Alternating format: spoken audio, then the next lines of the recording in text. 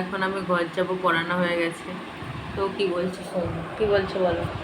পরোটা খেয়ে যাবে। আমি এক্ষুনি টিফিন খেয়েছি, আজ আমাকে দিয়েছে ডিম টোস্ট খেয়েছি, খাওয়ার পরেও আমাকে এখন বলছে পরোটা খেয়েছি, মানে ওদের ঘরে হচ্ছে বলে ওই জন্য। হ্যাঁ, রুটি। পরোটা রুটি খেয়ে যাওয়ার কথা বলতেছে, মানে এরকম স্টুডেন্ট তুমি পাবে। ওর সম্পর্কে একটা কথা বলি দাঁড়া, একদিন ওদের ঘরে বিরিয়ানি নিয়ে এসছে, ঠিক আছে, ওকে খেতে দিচ্ছে। দেওয়ার পর ওর মাকে জিজ্ঞাসা করছে, মা আমাদের ঘরে কি আর আছে? বলছে কেন, তুই তাহলে ওইটা খা না, তারপরে তোকে দিচ্ছি। ওর মা ওটা ভাবছে যে ও আবার ঘুরে নেবে হয়তো। বলে না, তুমি রেখে দাও, আমার ম্যাডাম এসে খাবে, ম্যাডামের অনেক পছন্দ বিরিয়ানি। মানে ভাবো, এরকম স্টুডেন্ট তুমি কোথাও পাবে?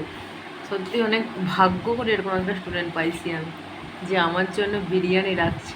বলে না, ওর মাকে ওর বারবার জিজ্ঞেস করছে, মা রাখছো তো, রাখছো তো? ওর মা বলে কেন? বলে নাহলে আমারটা রেখে দাও। বলে ওর ভাগেরটাও রাখতে যাচ্ছিলো, জানো? তাই তো, কি বলবে বলো? কিছু না, লজ্জা পাচ্ছি।